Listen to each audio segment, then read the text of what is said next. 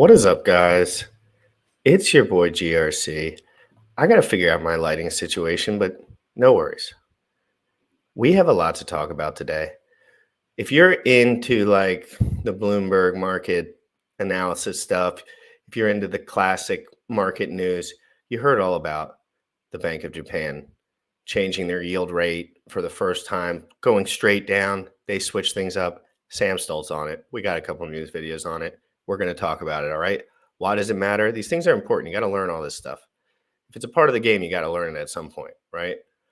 What else are we talking about? FTX arrest, Kevin O'Leary stuff. We got a couple. That's for the end. We're going to save that for the end. We're going to get serious at but real quick, before I do anything, there's been a lot of government failures going on, more than usual in the last week.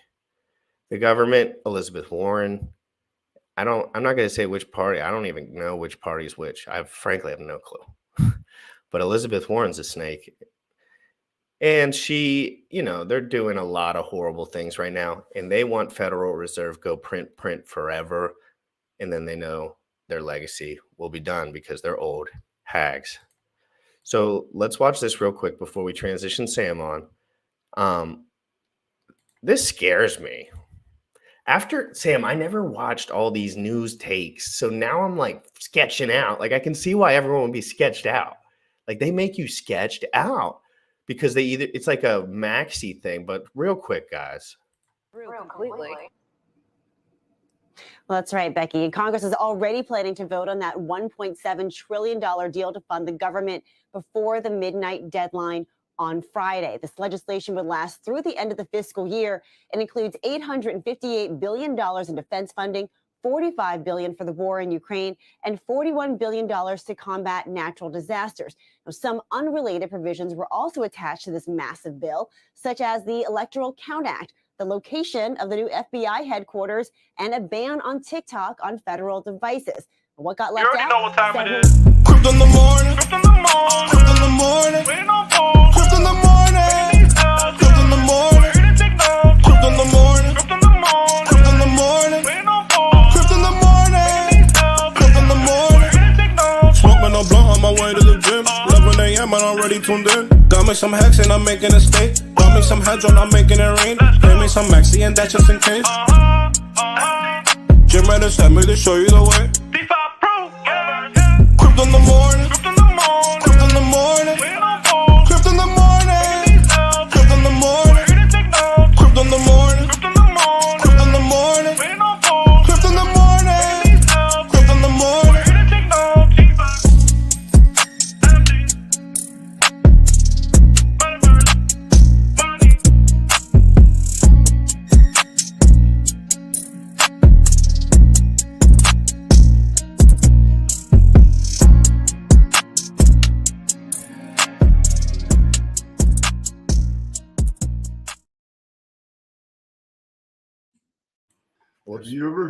Have you ever considered that if you bought a house and there was negative interest rates, you would actually be getting paid to purchase your house? Think about that for a second.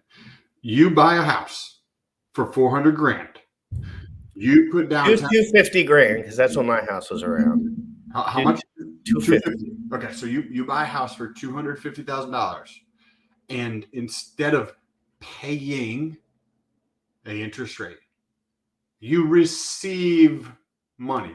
Think about this. This is like, hey, GRC, here's 10 grand to take this money to go do whatever it is you want to do with it. And then instead of what's your point? What's your point here for this me? Is what Japan has been doing, and okay. You're bringing the Japan in.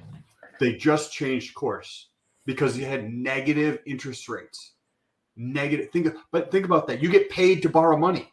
No, I get it. I didn't know if you were spinning on that yet, or if we were still that video sketched me out. I don't like these people. I don't like anything that's going on in this government with their spending. Their spending is bad. I don't know much. I know Hunter Biden smokes crack. That's ultimate truth. He is a serial pedophile. Another ultimate truth. And the Fed will do whatever they want with their money. 3 ultimate truths. on a Tuesday. And I'm not the smartest guy in the world, but everyone in this room, I hope, unless you're a little child, forget about the crack, whatever. I had a PD real quick too. I gotta say, I got nothing to say other than thanks, fellas. Hey, PDC with the 100,000 D. What is that from? All right, we gotta take a guess now. I have no idea, but let's say the amount. That amount's $20, so I would say that has to be near. Are we near India with that, PD? Where are we at with that, PD? Is that a ruby? Asia? I don't know. Somewhere over there. I might need to use Chat GPT. No, I'm just kidding. Seriously though, Sam, let's get back on track. Thank you so much, PD. I really do appreciate the super chat. 1.7 billion, 1.7 trillion. You can't even get the zeros right. Vietnam, thank you. $1.7 trillion, right?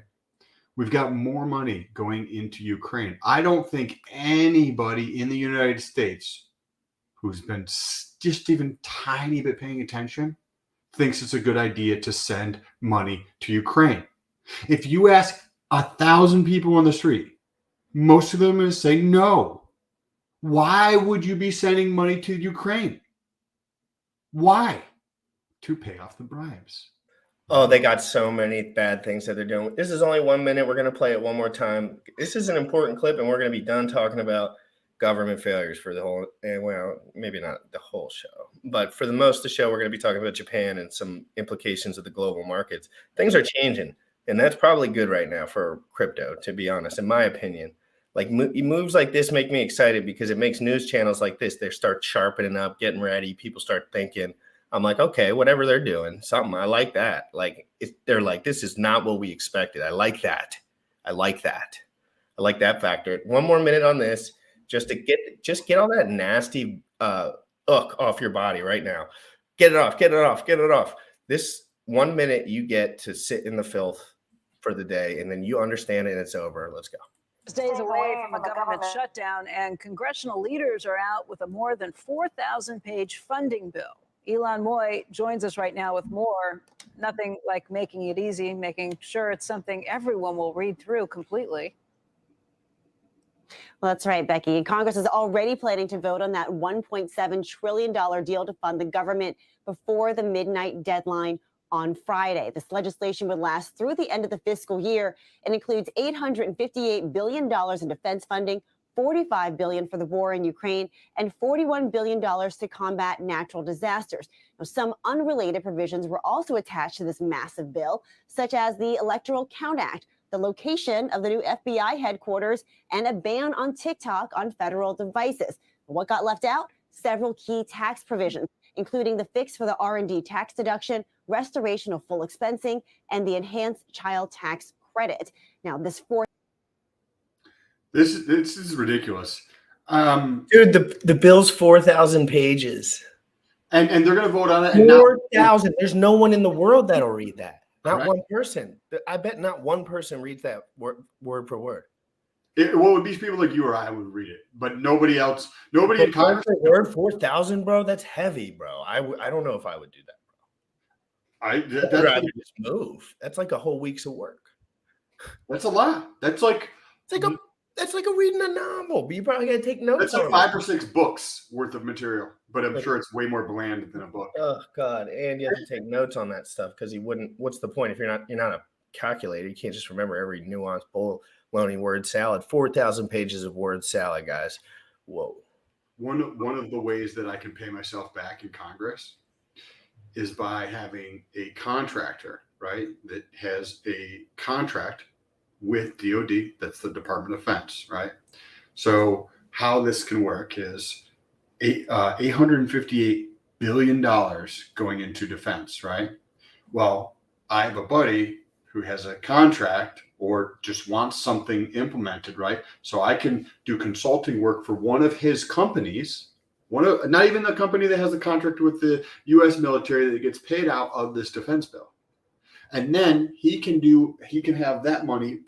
There's like different ways to transfer money from one company to another. There's transfer pricing and there's a bunch of different things you can do, but effectively move it from this company to this company. And I do consulting for this company. So by passing the bill, this money can go from nothing to just airplane money, right? And that goes into the Department of Defense, which wastes a lot of it. And You then could call it helicopter money. you're right. You're right. Because I've seen that meme a million times where the guy's going. You seen that one? I just It's think the Obama meme. This one really actually hits me in a really weird spot. And I know it's a joke. They're all jokes, obviously. Like, I'm not all about this one hits me in a weird spot. I'm not gonna lie to you. It hits me right in my nucleus. I don't know why. I just remember weird stuff. I was young and I was all happy. I believed it. I thought these were all family men, of course, at the time. I was just a boy, a little boy, like, 12, 13. I thought they were family men, best salt of the earth. I thought that's how it worked. But I mean, come on. We live and we learn, fam. Look at her. First of all, let's examine the girl in the middle's haircut. It's one of a kind. looks like a cartoon in real life. Different. It's trendy. It screams yield change in Japanese government. It screams, let's get this going. But seriously, she has a great take here, Sam, and you're really going to enjoy this piece. And it's going to give you a lot to talk on. So I want you to take the roll after this, or tell me to pause it, because it is 3 minutes, 45 seconds. This is this morning. BOJ surprises with yield policy tweak. Look at that chart, Sam. Check the chart on the screen. That's an interesting chart. That looks like every chart for every ERC20 on Ethereum, other than Ethereum. Ethereum's pretty cranked, actually. So let's go. So, Kathleen, your take on it. Well, actually, widening the yield curve control band is big news. People, they were not expected to make any kind of a change like that at this meeting. And it's a kind of a technical thing. But the BOJ has 4 meetings a year where they have a monetary policy report at the end of the meeting, and 4 where they don't. When they don't have any kind of monetary policy, they report coming out. They don't usually make changes. I think this is significant. It seems to show that, yes, they are starting, even before Governor Kuroda leaves office. April 8th is his last day. By then we'll know who the new governor is going to be. Ahead, that there's some need to be a little more flexible with that yield curve control target, because if you make it more flexible, that means you're going to give your benchmark 10-year JGB a little more room to rise. And that's what the BOJ was fighting so hard this past autumn, when it bought so many bonds on so many days in a row in that month when it was really the worst of the weakening yen. And now they're going to have a little more room to deal with that. And they're going to increase the purchases of bonds they're doing in the first quarter of this coming year. So I would say this is very significant. They're saying they need to watch the foreign exchange, the market's impact on economy and prices to see how this all goes. And what the thing is, it's interesting too, though, that they're talking about seeing inflation at 3.5%. They're probably talking about their core CPI, which takes out raw fruit prices or fresh food, I should say. And that is right now, the core rate is at 3.6%. The headline rate is at 3.7.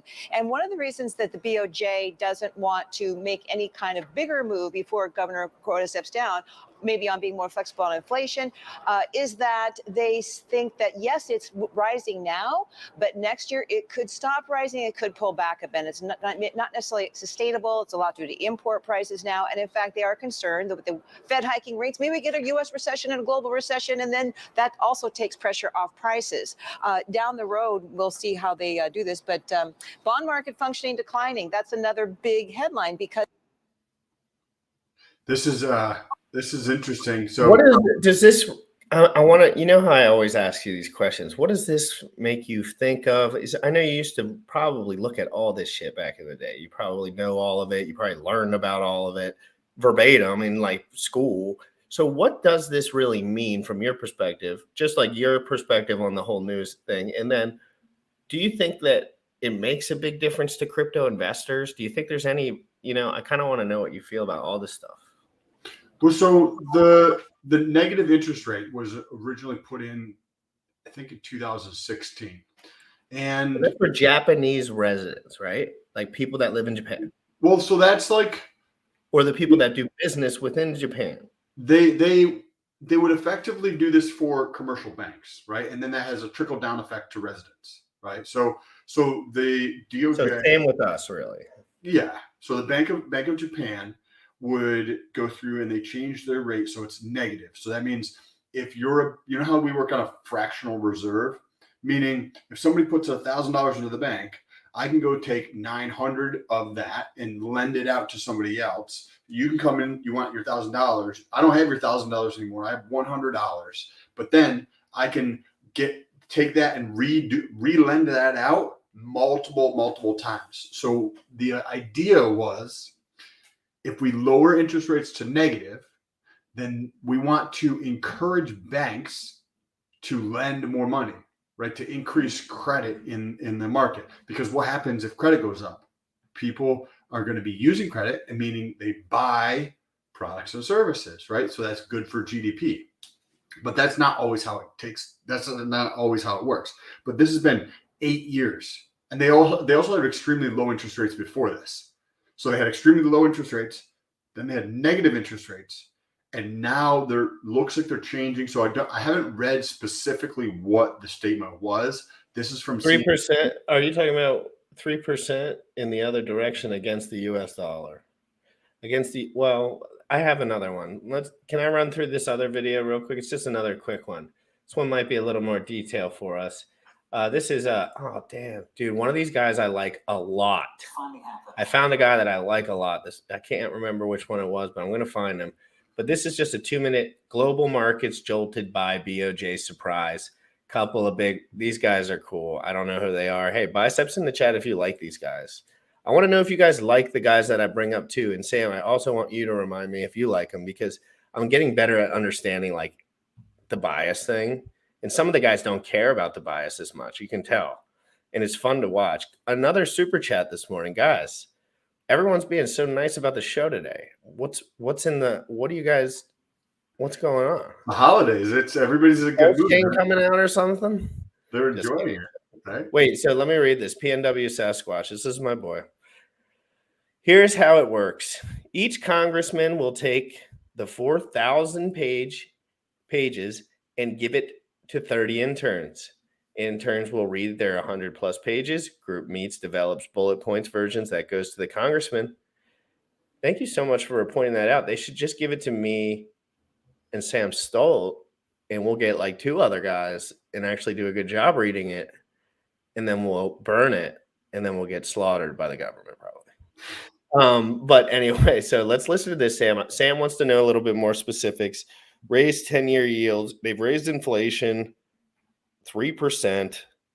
But let's go into this. And then China shifts to a big reopening, Sam, of their COVID-19 stuff. And I know we don't necessarily care about that, but they're allowed out of their houses supposedly here shortly, or whatever restrictions they have. I'm not sure. So I'm seeing a little bit of movement in the economy, which is cool, I guess. But let's play this 2 minutes. It is the start of a process. Yes, it has finally happened. It's finally happened. It is the start of a process. Yes, it has finally happened. You warned about it back in October in a column in the Financial Times. I believe it was right at the very end of October. You said this looms large over the market. We have a new range, a new band for the BOJ. The upper range, the upper limit of that band is now 0.5. We haven't tested that today. For me, this hasn't had the reaction I thought it would have in global markets. You think this is what would take place based on what you've seen so far? Yes.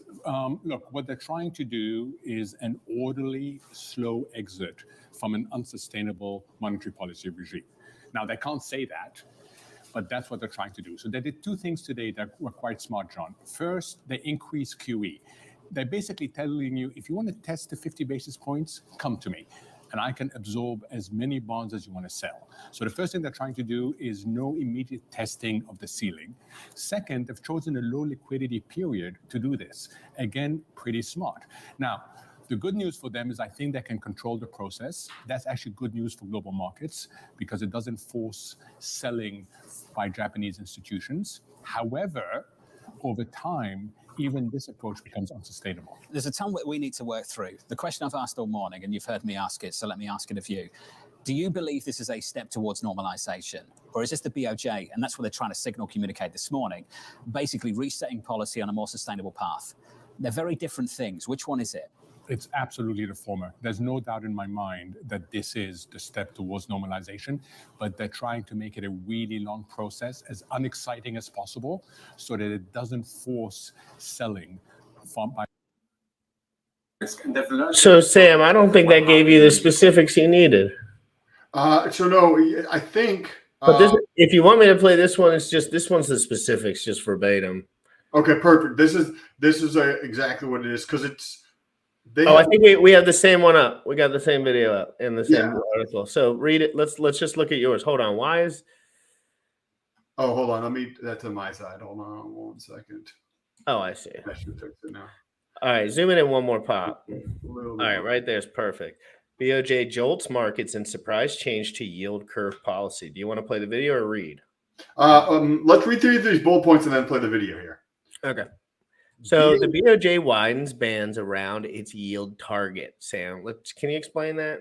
So this is where I wanted to understand what was going on because, say, here in the U.S., the Federal Reserve has, two objectives, right? I think it's like a stable job market or something, and interest rates at or below 2% or thereabouts. So in different economies around the world, they have different objectives. Their objective might not necessarily be directly tied to inflation. And it looks like the BOJ widens the band around its yield target. So they might have had a specific target that they've had in place for 8 years, and they've decided to change things around. Wow. And this is the first in 10 years. It's since 10 years, they said it's been since. Could be.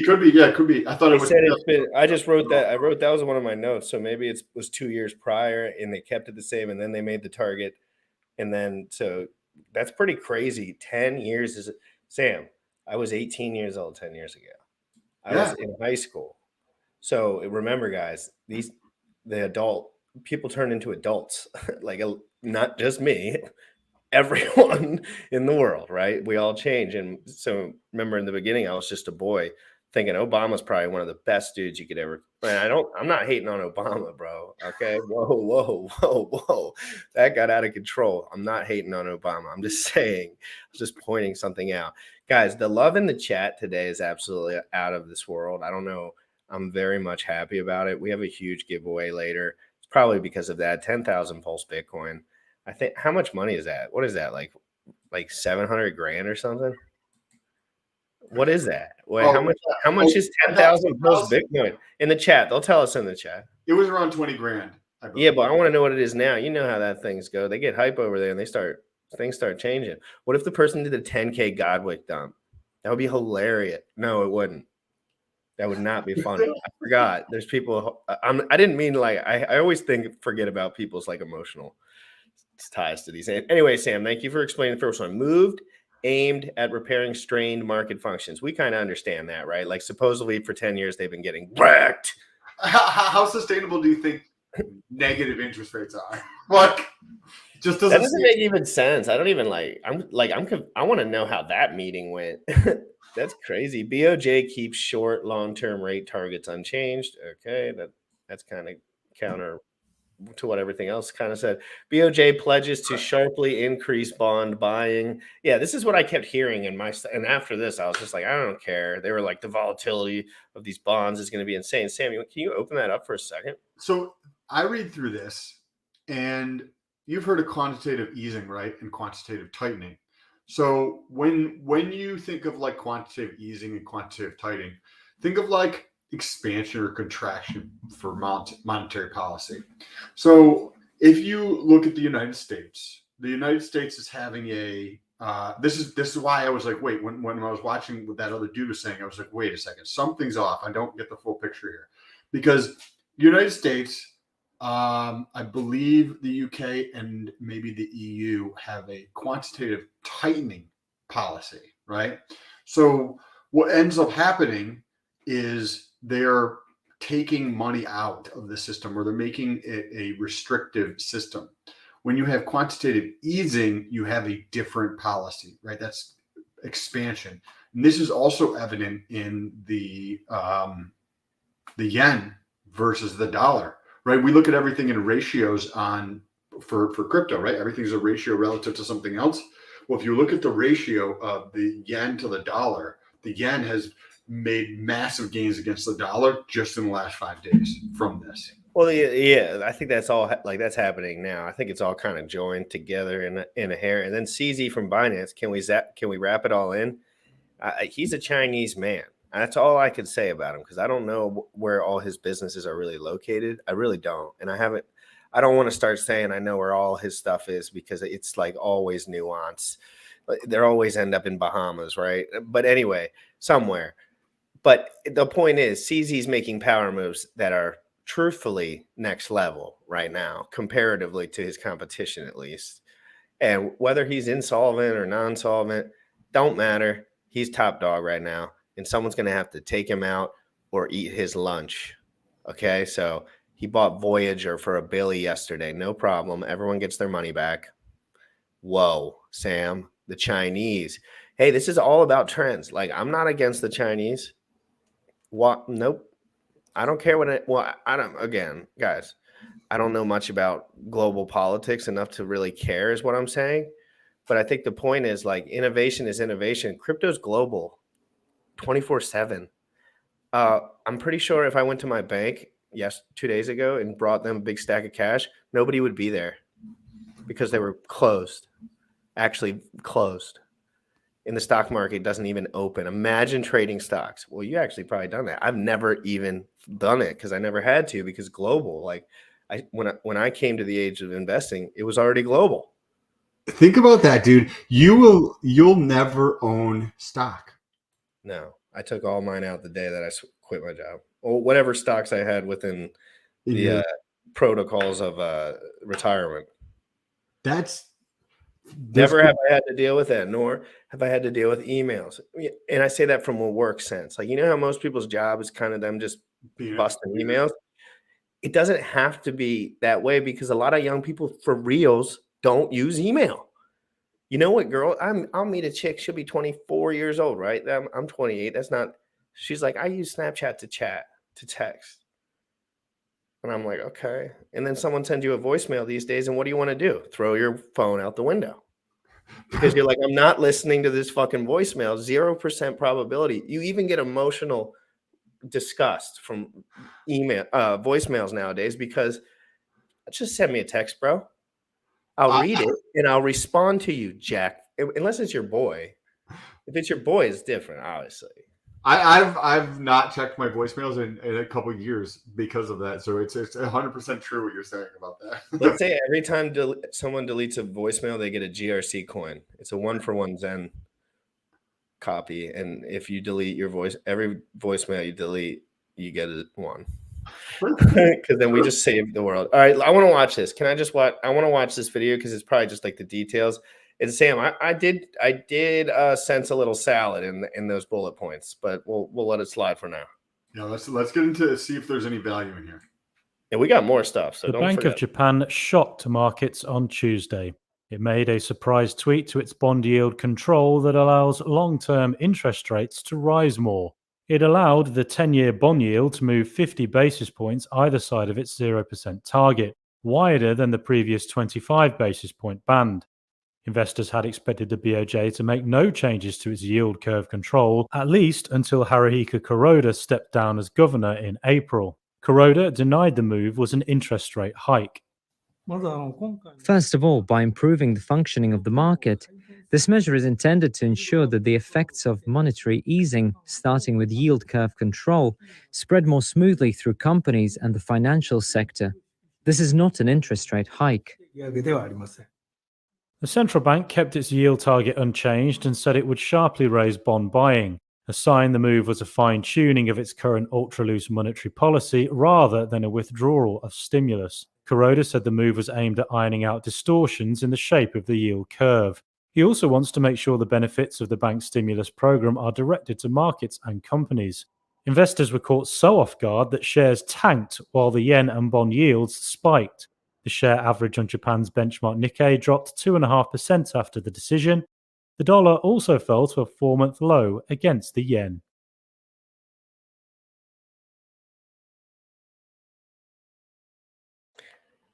Yeah, so I think I kind of get it. Like it's just like it's just like a smaller version of the United States doing a big move that no one expected. at a time which could be now, like that could be us, like very easily. I think people are getting a little bit like, I forget that not everyone understands Max Payne Goblin Town. Like you're supposed to loosen up a little bit when it's Max Payne Goblin Town because at least you're there. We're there, guys. They're going to prison. The guys are going to prison, right, Sam? Is it fair to say that we're close to a bottom if guys are going to prison for 40 years that are billionaires because they have to make statements? You got to change shit.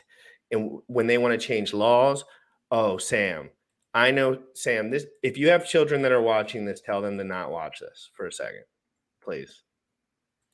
And I'm not joking either about that one. So if you're a queasy, not queasy, there's no blood or anything, gore, but there could be some drugs in this video. It's like a little montage, but the sentiment is absolutely dreadful. So if your kid's watching it, but this is Ultimate Truths by GRC, and I'm not afraid to spread them because why not? The one on Twitter. Yeah, I'm gonna go switch to Twitter real quick. So why don't you give a little bit of context real quick as we get into this? So this is something Elizabeth Warren tweeted something out, and first of all, let's check the thumbnail out. We don't want to look at that. Me and Sam arresting O'Leary, little O'Leary. Come on, just a little ad right there. We love that. We love that. Okay, so Elizabeth, in 20 minutes, go check out Crypto in the Morning. We'll drop that in the chat. So that whoever that was, you're the GOAT. We'll drop that in the chat. Boom. All right, but here's the one so if your kids are watching, tell them to back off. I don't like how the viewership went up when I told the kids to stop watching. Maybe it had the reverse effect, but we're just going to have to roll with it. Guys. Stressing. So Elizabeth Warren decided to make a tweet, right? We all love Elizabeth Warren. We all know that she's on team win. Whoa. So Elizabeth Warren is either clueless or a robot or the devil worshiper, or a little mix of all three. So she says no one is above the law, not even a former president of the United States. And I think she is so right about that. But I think she's wrong about how that actually plays out. So I said, what about serial pedo Hunter Biden and crack smoker? I know guys in 40 years for nonviolent crack cases. But Sam, it's not over there, Sam. But it's not over there, Sam. Look at this. What I posted a thread underneath of it, Sam. So don't think I don't like to stop unless there's verification, right? Everyone smokes crack. You can call anyone a pedo, right? Guys, there's no pedo stuff on this, by the way. It doesn't have any of that. That's out of line, I think. But so I said all that, and then I quoted it, and I said, Hunter Biden is a known serial pedophile and a crack smoker, ma'am. And then this, I posted underneath of it. So let's of crack. If you have a piece of crack cocaine, no bigger than this quarter that I'm holding in my hand, 1/4 of $1. We passed a law through the leadership of Senator Thurmond and myself and others, a law that says you're caught. And if you don't recognize that strapping young lad on the left, that is our former president, Joe Biden, and his son. But remember, don't forget, we were just commenting that nobody's above the law, and I totally believe that to be true. Come on now. You know we're freedom fighters here. But if you put two things next to each other at the same time, it really hits different, being that this is his son. This is his son. Look at the man on the right. And crack is crazy drug, man. Let's go. Let's listen. 112.7 thousand views. The people are learning. A war on information. I've mentioned this. Internet president, the whole thing. Let's get these scumbags out of here. You're caught with that. You go to jail for 5 years. You get no probation. You get nothing other than 5 years in jail.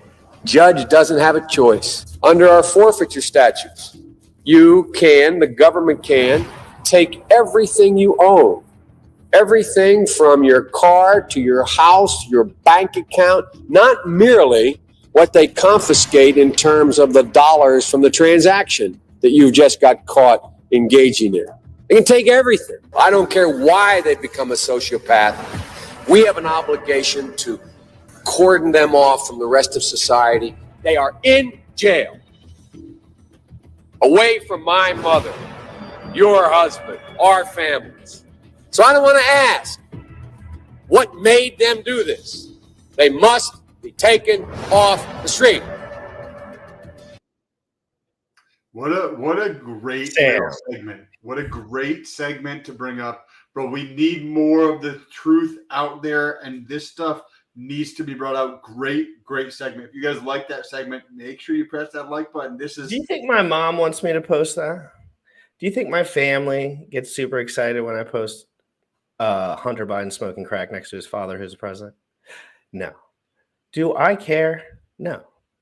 Why? Because I think it's the right thing to do. I really do. I feel as if it's the right thing to do. And I'm not saying that all the government money and stuff, I don't know all the specifics of that. I don't think anyone does, even them. But I do know the man smokes crack, and I know a lot of guys that are in jail for a long time who have been violently and brutally beat up, effed up, and had, frankly, their whole mental framework completely destroyed for the rest of history because they got caught up in drugs. And whether you think they should be in jail or not, I don't think nonviolent offenders should spend very much time in jail. Like physical violence or sexual violence, obviously kind of similar category, like out of line, totally bad. You should be messed up if you're doing stuff like that. But when you're talking about drugs, in the war on drugs, it's just really rough, man. This shit is really rough. All of this stuff, all this government stuff, they're getting $1.7 trillion. Let's not forget that. Another $1.7 trillion for 4,000 pages of BS. And they're going to blame it on the Republicans for not showing up to court for whatever or the fuck. I don't know. Sam, talk for a second. Yeah. Do you guys like this kind of stuff, or is this a little too? I mean, we're not going to go all in all the time, obviously. But we're going to make it clear when we want to. And again, we're not doing as many deep dives right now because, frankly, there's not that much to deep dive on. We're excited about the news, and I'm learning a lot from this shit, like a lot.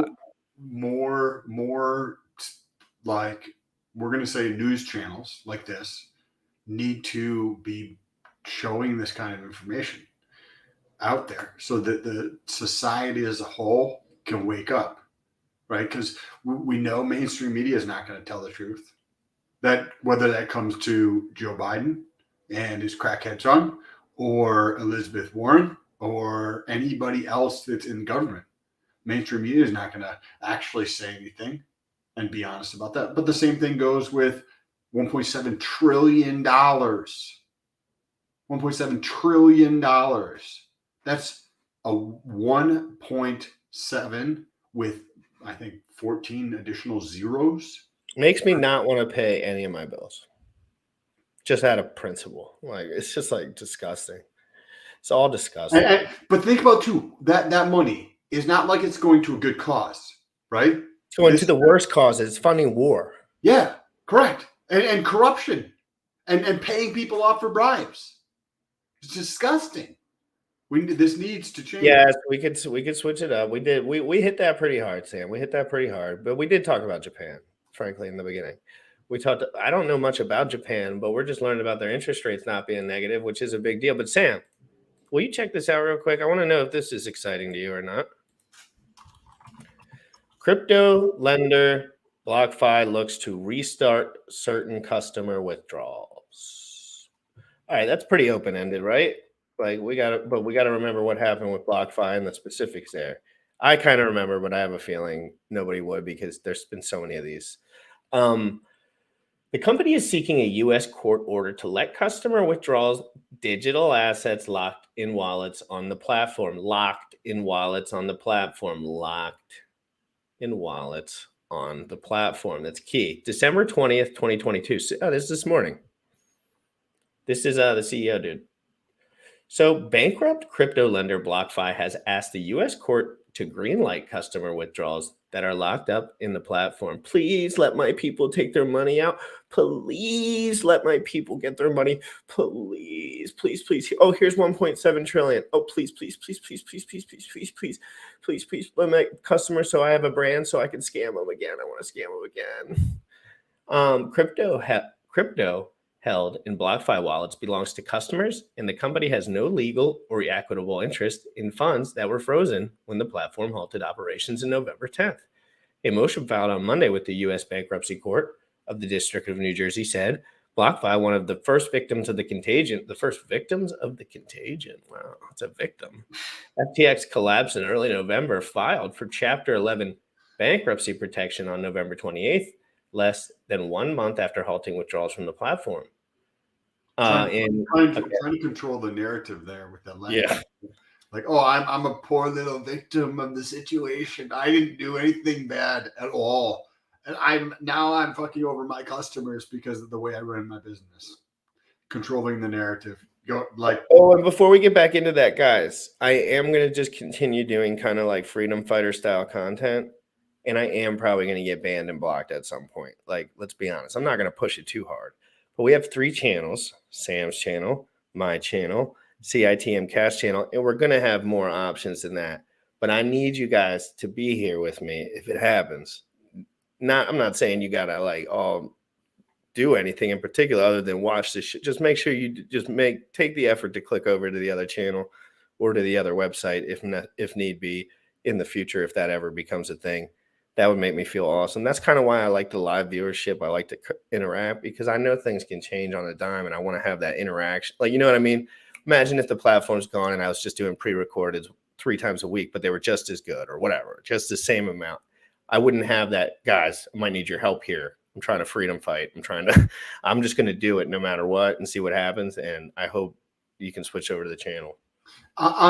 Before we get back into that article on that Japan thing, if this has the effect of quantitative easing, which it appears like from the little bit of information I've seen, so we know that the Fed here is going to flip at some point, right?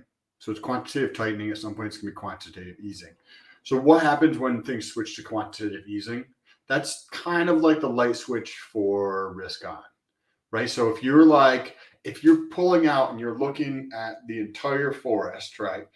And you see the globe and you see Japan, we're very westernized, right? But you see Japan and they're starting to do quantitative easing based upon the data that they're looking at. I think that is actually bullish in the sense that the Fed is probably going to flip that switch to quantitative easing probably faster than the market realizes, right? Because they don't like when other things go up and they're not, because you can do arbitrage, right? And I just think that they're probably behind the curve on this relative to Japan. I see. They're just getting ahead and organizing faster and being more efficient and having a better plan. Exactly. That's what it seems like. Because Japan's like, oh, everybody else is doing this. If we do it now, we get that first mover advantage. And there's press involved. There's press, because if you actually get through with it, you do get the press on the other side of it too. You can't just lie about it. What's up, GRC? Be more represent. What's up, Sam? All my Hexicans. Be more represent. Scott V, aka. What up, bro? 1T, aka 1T. They call you 1T, like ONET. Anyway, BNB versus Visa could be interesting. BNB versus the world right now. Holy smokes. Let's get back to this real quick. This is important more than people think, because you got to understand how these coins get back onto the market and win. It'd be more critical to win. You got the nice little BNB 250. Ooh, looking nice. Look at all that. 1,200 ETH. We got more death to come. I can promise you that. I can promise. There has to be at least a little bit more friction. I think. And this is what we're reading this for, Sam. This is why we're reading this, because this is where the friction kind of comes from. People take their money out and they start dumping. They get scared of shit. They're like, oh my God, I haven't had my money in so long. What the hell? Oh my God. Put it in my bank. And then they buy right back. Crypto held in BlockFi wallets belongs to. Oh yeah, hold on. BlockFi is one of the first victims of the contagion. Remember, guys, the narrative. We don't want to forget about their little narrative spins, because if you can't legalese, Ponzi-nomics, read these things, you will not make it, because they all have underlying factors. Like, they have to pay the bill with a few words in every sentence. Like, you pay the bill and then you made the info. It's like, so filed for Chapter 11 bankruptcy on November 28th, guys. Let's remember these dates. November 28th, they filed for Chapter 11, less than a month after halting withdrawals from the platform. So that's a month after. So 1 month prior, they halted withdrawals. 1 month after that, they filed for bankruptcy. So in addition to asking the court to allow customers to withdraw funds that remain in their BlockFi wallets, the company also wants to clear up the user interface that incorrectly reflected some transactions. Oh, wow. There's a couple boo-boos in there, just software though, nothing crazy. After the platform had halted withdrawals that in actuality never took place. Oh, very interesting, Sam. So there was some transactions that they're saying did not take place that were on the ledger. So what would that be, right? Like, if I'm like trying to withdraw money and the system says you pulled out your $100,000, and I was like, no, I never got my $100,000, but that way they get to keep their my $100,000 to pay other debts. I have no idea. I don't know what the circumstance is, but that would be one, and it's very unlikely, in my opinion, that it would be the reverse of that, because the company's going to do what's in their best interest and F over the customers. They're not going to do the reverse, right? It doesn't happen nearly as frequently. That's like 1 in a million versus how many examples of this do we need? Correct. Like, if this was the first one of the year, I'd be like, Sam, come on, man. You're a little hardball on these guys, you know? Like, but after 15, you can start to catch a trend. People don't care about your money. They care about making more money in the future or getting their money back. Kevin O'Leary made that super clear. We're going to talk about Kevin O'Leary before this is over. You saw him in the thumbnail. Kevin O'Leary literally tweeted today, I've never made an emotional investment in my life. And then he openly admitted that he never read the balance sheet for FTX and that he never looked at anything. So these guys are fucking idiots. They're clowns. I'm not saying they're stupid in general. They don't know crypto, but they're getting there. They're getting there. But they also don't understand, in my opinion, society today, where you need to be honest and upfront. Like Kevin O'Leary is a perfect example where the honesty and the upfront with what he's saying, I don't think anybody actually believes the words that come out of his mouth. And that's an issue, because he's part of the legacy world, right? He has money. He has people that are telling him to put money into crypto. He doesn't understand crypto as far as I know, right? But he doesn't understand the honesty of like saying what you actually believe and not trying to tell a narrative so you can manipulate something. Well, people don't understand that the internet, guys like me, we make full-time jobs out of making jokes of these fools because it's easy. All I have to do is be honest, read 6 articles in the morning, listen to a half-hour video, make a thumbnail, and then talk to Sam. And then that's better than all the work they're doing, because they're not being honest about their human experience anymore. They think everyone is completely clueless. Buck from Fiat has this same problem, in my opinion. He thinks everyone's stupid. I think everyone is stuck in a fog. He thinks everyone is dumb. I think everyone is blinded. I think every man can be great. Every single one. I agree. But how different, finance guys. You know those guys. They think everyone is mentally ill. And it's not because they're well studied. It's because they're rich and they have their BMW. It's almost like a Napoleon complex, but instead of short stature, it has to do with that they think they're special because they think they understand finance. And I'm like, it's like a spoiled white boy kid, like that had too many Christmas presents. It's like that's what it seems like, right? You're like, dude, just be grateful more than boastful, right? You want to be, that's cooler, but there's no integrity in any of it. I do believe, and that's why, because Buck was mentioning that there's always a lot of luck involved. And I just was like, no, incorrect. I was like, you're going to think I'm lucky in a few years. We all think Rogan's lucky. Elon's so lucky. It's replicable. And these guys find that out. That's what drives them, because they know already. I already know where this channel goes, unless I'm, dead or banned or something. It goes up because why? I put a lot of effort into it and I enjoy it. And it's a passionate thing for me more than a money thing. So I know how these things go. I've already read the books, bro. I've already read all the CEO shit. They all say the same shit. They say it's not about the money. It never was. And I posted a short today too, of a really good short. Where were we at with let's go back to this for 1 second and finish reading this up. So the company plans to delete any attempted withdrawals following the platform's pause from the user interface to clear up any confusion. We got to clear that up. Clearly, just delete it. It'll clear it up. For the avoidance of doubts, the debtors do not seek to reverse any client deposits from outside the platform into the wallet's accounts, which are receiving following the platform's pause timestamp, the filing said. But if the relief order is approved by the New Jersey court, any customer who deposited funds after the platform pause will also be able to withdraw their funds. Oh, thank goodness. Thank goodness they can take their money out that they put in afterwards. Like what? That just means they're idiots. And in the email BlockFi users being shared on Twitter, the company said it's our belief that clients unambiguously own the digital asset in their BlockFi. Sam, let's go to the dictionary to see what's salad. So ambiguous. Unambiguous. So yeah. So ambiguous would mean you don't have the clear definition. So if it's unambiguous, then it's like, this is clearly the truth. Customers actually own their shit. Is what they're trying to say. It says not open to more than one interpretation. So it's just one. There's only one. He's saying that in a bold way. Like, it's our belief, unambiguously own the. Jesus fuck. See, this is why they do this shit. It's so if somebody is saying that something's ambiguous, that's where you have the cloud. No, I understand it. The salad's making my mouth hurt. But real quick, I want to say a couple other things. And what were we talking about right before then?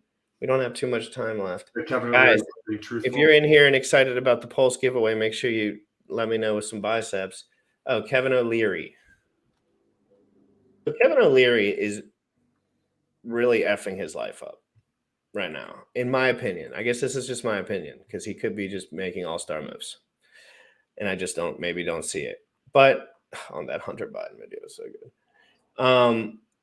It was very good, dude. That was so good. Here we are. So let's pull this up real quick, guys. I've been in the morning, I go ham on Twitter. So if you're a morning cat, like, I do 99% of my tweets before 2. And then after 2, I don't do any. I just I don't even care. So Kevin O came out and he said, I never ever, he said it twice, let emotion get in the way of an investment. Okay. Or a fraud. Okay. Well, all right. There's only 43 quotes on this one. One of those is your boy GRC. And you admitted that you didn't look at the balance sheets before you invested, which is critical. You emotionally trusted SBF, or you're a fraudster, sir. So just remember, guys, we want to keep these truth bombs pumping. And one of these days, they're going to respond with something nasty to GRC. That's when we take advantage. That's when we strike. So, guys, as a collective, we go after these guys and we say really true. They have to be truthful. So we got to open this up a little bit, bro. We have to open this because this is good shit. This is good. Good. I want you to talk about it. Then, what do you think's good about it? I'm excited. What do you think about it? So listen. Let's go back in here and just read through this real quick. So Kevin O'Leary says, "Can you zoom in a little bit?"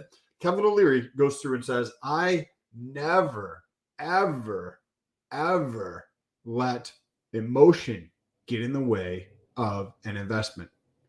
So this is what he says. So now let's understand this. So if you're going to invest into something and you trust somebody, you're still going to verify the information, because then otherwise you're using your emotions to make the decision for you, right? And go back to what you said to this, right? So if I'm making an investment, I'm going to verify it. Like GRC says something cool, let me fucking verify this, right? And then the dude also admitted, Kevin O'Leary, that you admitted that you didn't look at balance sheets before you invested, which is critical. You emotionally trusted SBF, or you're just a fraudster. We need more of this. And because it's quick to the point. You don't have to beat around the bush with it. These guys are fraud. And if you just wake up for a second and read, like if you follow a couple, I'm not the only guy that throws truth bombs out, bro. I follow lots of guys that throw heavy hitter truth bombs out all the time. But I get a little more reaction than them. Why? Probably because I stream every day. I stream every single day. So there's like a lot of people that probably, with when it comes to tweets and stuff. And then we got Lane every single day. Let's see what Lane was talking on today. We retweet all of Lane's tweets because why? Let's read this. This is about adoption. This is the channel. This is peeking into my life a little bit. Lane's like fucking 19 or something. Again, if I keep messing your age up, dude, I'm sorry. But he's like young like that. Day number 10 in a row of tweeting Richard Hart until he goes on crypto in the morning with Bullish Ox, Sam Stolt, Jim Rat Crypto. Richard, just because you might not like GRC, because he isn't an RH Maxi, doesn't mean it couldn't be a productive conversation. This dude is wise beyond his years. You know what the kind of stuff this dude's asking me on my DMs? How do you find your passion? That's what Lane's asking me in my DMs. He's saying, how do you figure out what you want to do?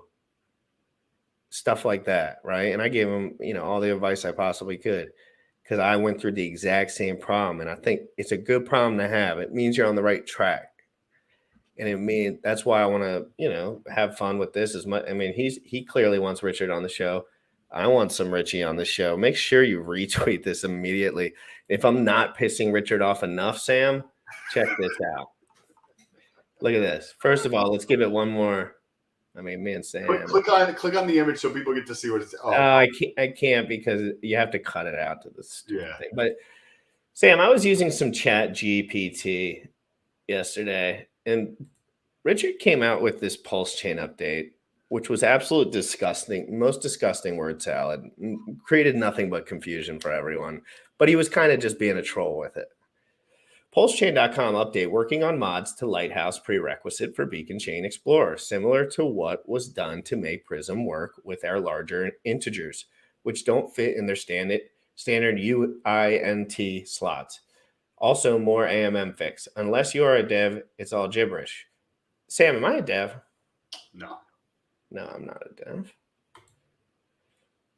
dev. So I decided to start serial I wanted to decode this for him, and this was the layman's I don't want to know decoding that I did. I did a couple of them.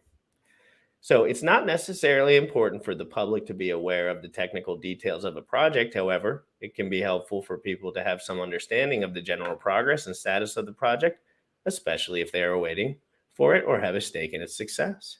And again, I had some. That's an accurate statement. All right, so that's an accurate statement. And then I had some, okay, here we go. And then I started defining it.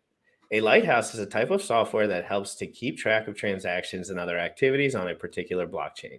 A beacon chain is a type of blockchain that helps to coordinate and manage other chains or shards in a larger decentralized system.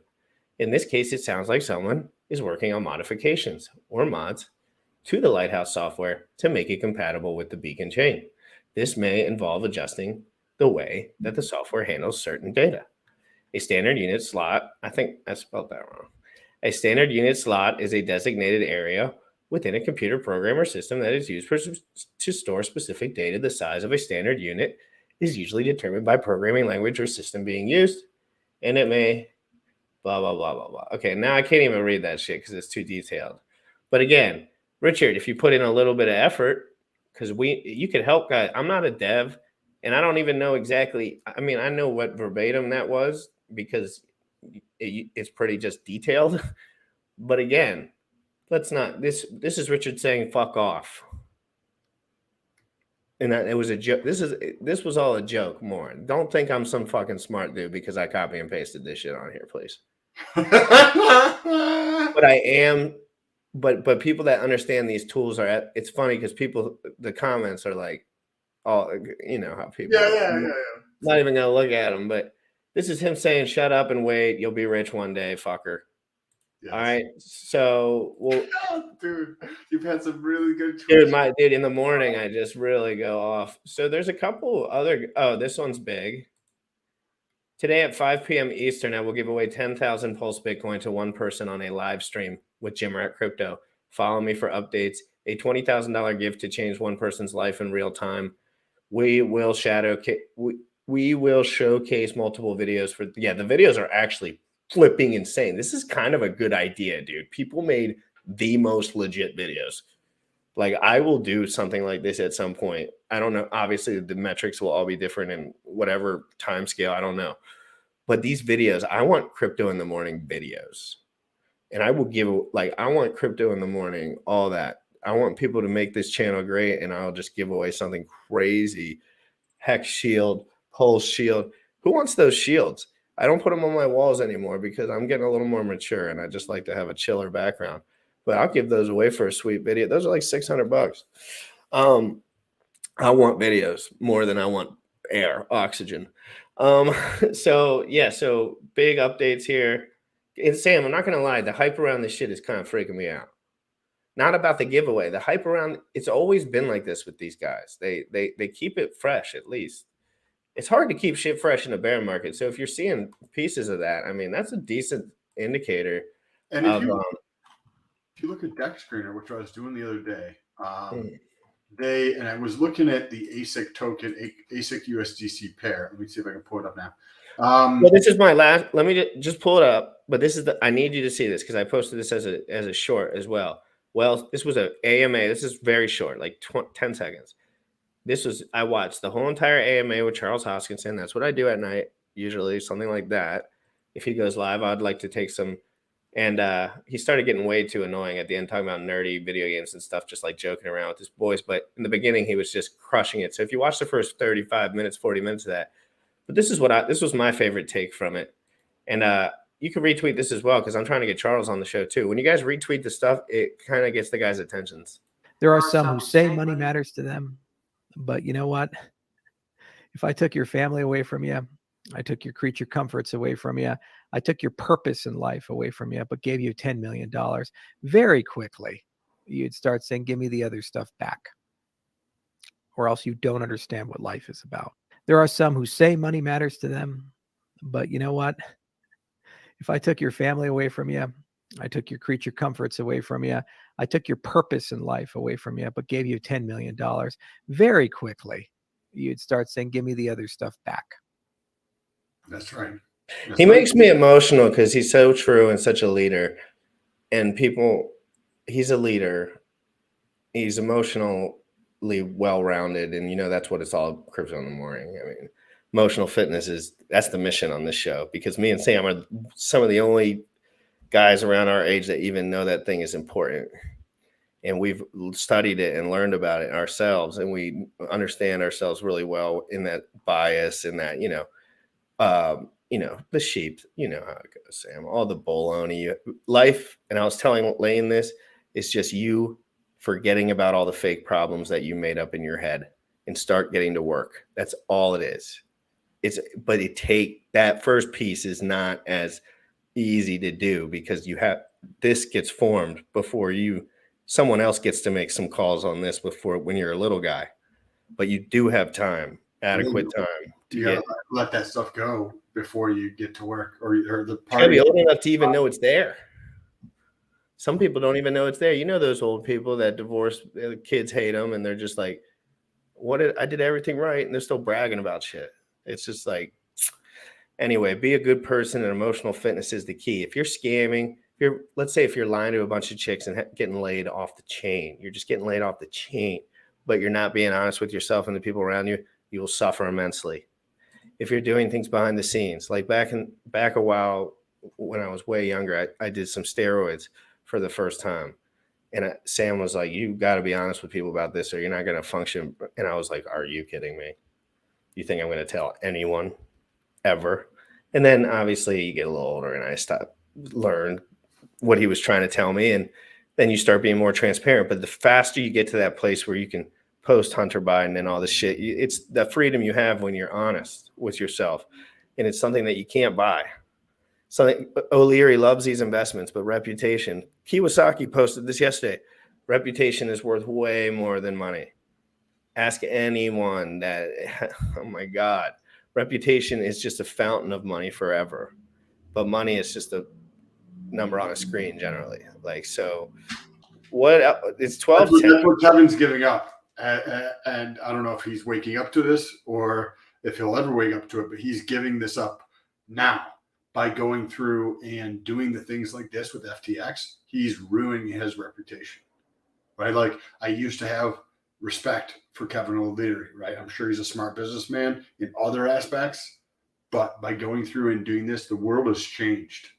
Like back in 8, 7, 10 years ago, people on YouTube would go through and just promote anything to get money, even if it wasn't good, even if they didn't believe in it, even if they didn't use it at all, even slightly, just to get money. This is like what Kevin O'Leary is doing. Not taking any actual time or effort to do this, just trying to look out for himself to get more cash in your bank, and he's ruining his reputation by going through and actually doing this. It's we're going to see more of these people exposed. Yeah, and what's the opposite of doing that? Like going to your favorite YouTube channels and like dropping some super chats, or like going to help someone out that's asking you a bunch of questions, but they're whatever, you just answer. Like there's opposites of being an idiot too. You're really smart. You can be so good at networking that when you're honest and you're super good at networking and people like you, and it's the Joe Rogan effect. It's just that we've seen it already. And I'm not saying I'm Joe Rogan or everyone loves me. I'm saying if you're honest, honesty is so sticky these days that people will put aside the fact maybe they don't like that I'm talk about fitness or whatever. Maybe they don't like I talk about Hunter Biden smoking crack, maybe or whatever it is. Can't think it's the latter on that one, but so seriously though, it's important that this is a hard time for crypto, but this is good. I love that everyone's going to jail. I love that everyone's getting arrested. I love that they're starting to make examples of all these guys. This always happens in the United States. They make laws off of people being in jail and media scenes because there's less negative externalities for them there.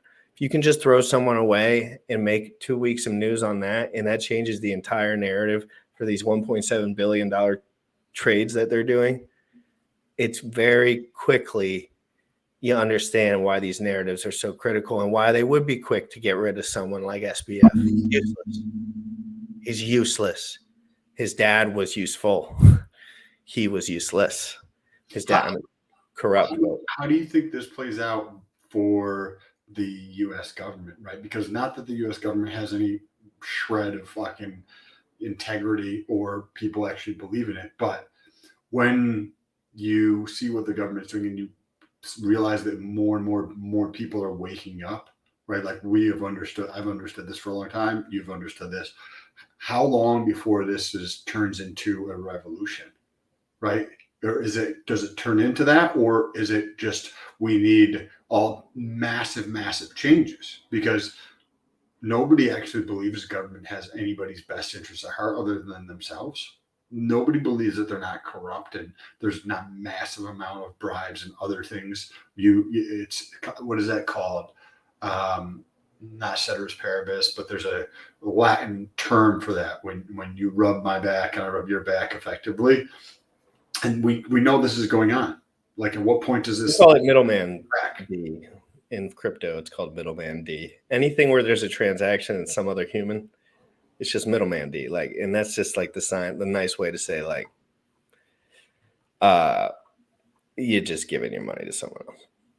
That's not why crypto was invented, though. You know? Oh, dude, you know who Sean Penn is? I don't either. Actor or something? I don't know. Yeah, he's an actor. He's like a super popular actor, but he did some horrible, disgusting. Jack actually retweeted this. And guys, if you want to know why Zen is pumping, I'll tell you. I'll tell you directly. And I'll tell you that the market is super sensitive to certain things. And I would also be careful Be careful. The market's very sensitive to news. Yes, numbers. Please message me, DM me on everything. And put stars and biceps, and I won't, because I just have so much bullshit spam on there. I need biceps. I'll shave my head squeaky clean for 100 likes. Not 100 likes on this video, motherfucker. What are we? Probably already almost there. Anyway, what was I just saying, Sam? I'm sorry. So Sean Penn, he's some very famous actor. Okay, let's just put that there. And this is going to be our wrap up, Sam. And then I'll tell you exactly why Zen is pumping and why I think it's important that you also see things clearly when the market's down as it is. I'm not saying the valuation overall of Zen is not going up, because it really is. But the price chart and how these things work in crypto, it's a little bit gross. And it's not his fault. It's no one's fault. Your mind would hear a lot of the anti-vaccine rhetoric. It's a cowardice of conviction. I think that it is an unwillingness to engage in a culture of common sense. And just for reference, Jack reposted this, and his comment on it was, this was Sean Pez says people who are unvaccinated are basically criminals who should stay at their houses. And this was Sean Penn as Big Brother, stay home, don't work, or you are a criminal. So we know what side of the fence our boy Jack's on this before we get back into it. Sorry. Vaccine rhetoric. It's a cowardice of conviction. I think that it is an unwillingness to engage in a culture of common sense. That at this point it seems criminal to me. Actually, I really feel that that if someone chooses not to be vaccinated, that they should choose to stay home, not go to work, not have a job. These are, as long as we're all paying for these streets, we got to ride safely on them. And so I'm just hopeful that the mindset will change. And it started, we know that this really started with leadership, Boys. And now I think that there are some examples of leadership that are being helpful with it. But we really got to get everyone else, everybody on the same page. And I think the CDC.